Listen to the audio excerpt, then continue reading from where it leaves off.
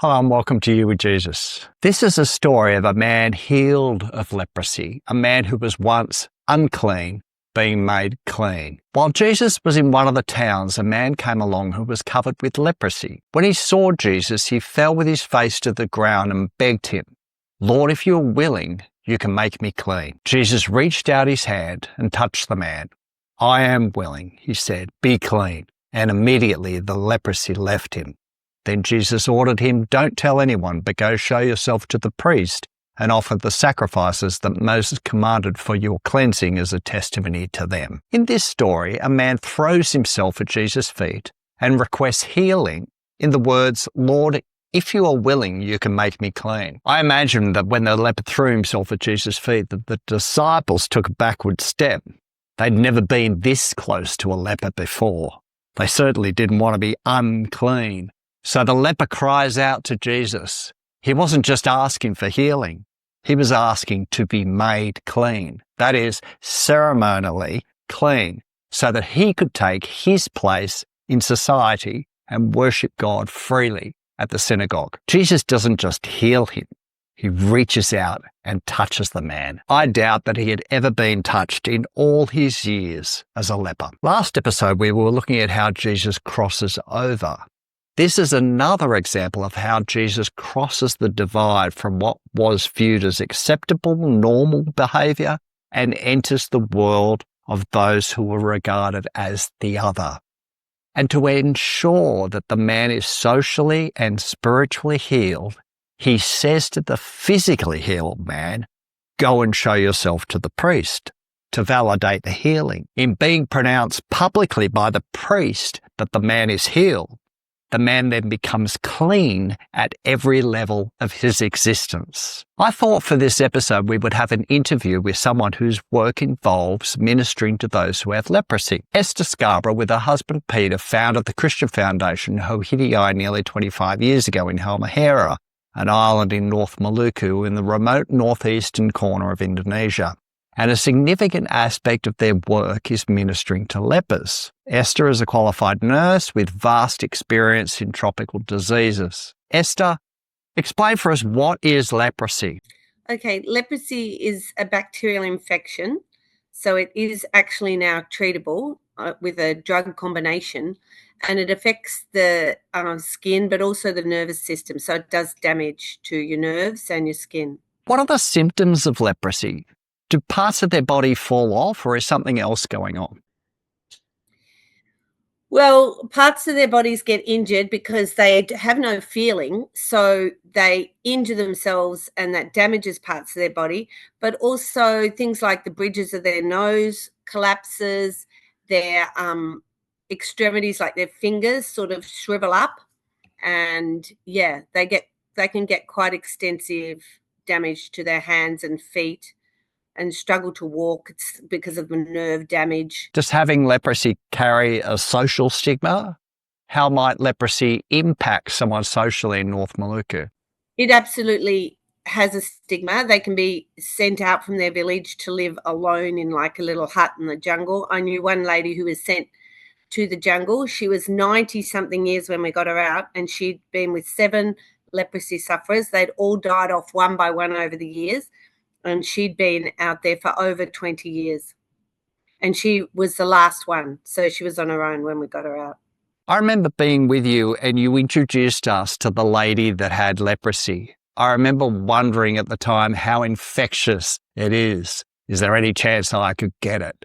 What's the likelihood of someone catching leprosy from someone? It is contagious, but it's not highly contagious. So rarely does somebody get leprosy from one-off exposure. So I have hugged patients suffering from leprosy, and I've never got leprosy.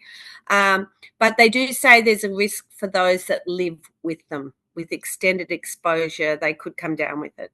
So can leprosy be treated? So Hohidii gets them onto the government treatment program, which is the WHO-run treatment, and it will cure their leprosy. It will be completely eradicated. And then we will sometimes assist them with helping them get some skills so that they can work or get some extra support. There's certain government projects that also assist with that. So we basically provide the medicines and see that they follow them through to the end. Whilst there is a cure, some people still don't realize that that cure is available. If you get it early on, it will just be like a fungal infection and look like that.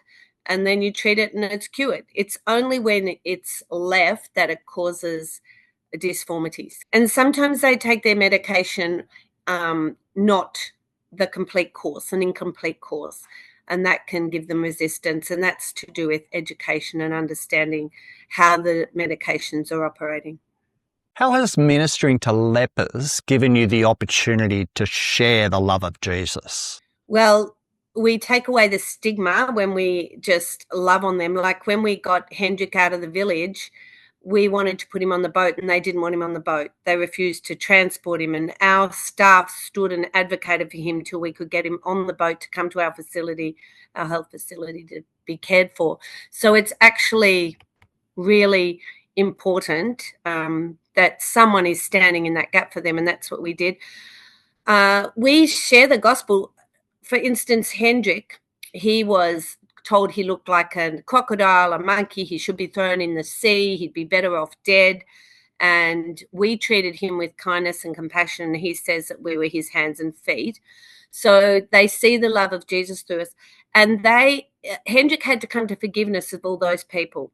Forgiveness is a very key thing that leprosy sufferers have to deal with so that they don't feel bitter and they can love Jesus.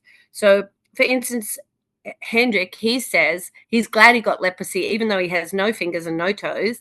He's glad he got leprosy because he found Jesus. So we do Bible studies and we teach all those long-term patients about Jesus. It's a wonderful opportunity. We will hug them. We will pick them up. We will care for them physically because we're not afraid. There is medicine. And it's not highly contagious. It is contagious, but for a one-off encounter, we can do that. We don't feel scared to do that. So I think the touching and, yeah, we're willing to help them and be Jesus's hands in the way that we do. Thanks so much, Esther, for taking time out to spend with us today. Really appreciate it. Another disease which has had a lot of stigma associated with it, particularly in the 80s and 90s, was AIDS. In every decade, there are those who are stigmatized for various reasons. They are treated like the lepers were in Jesus' day.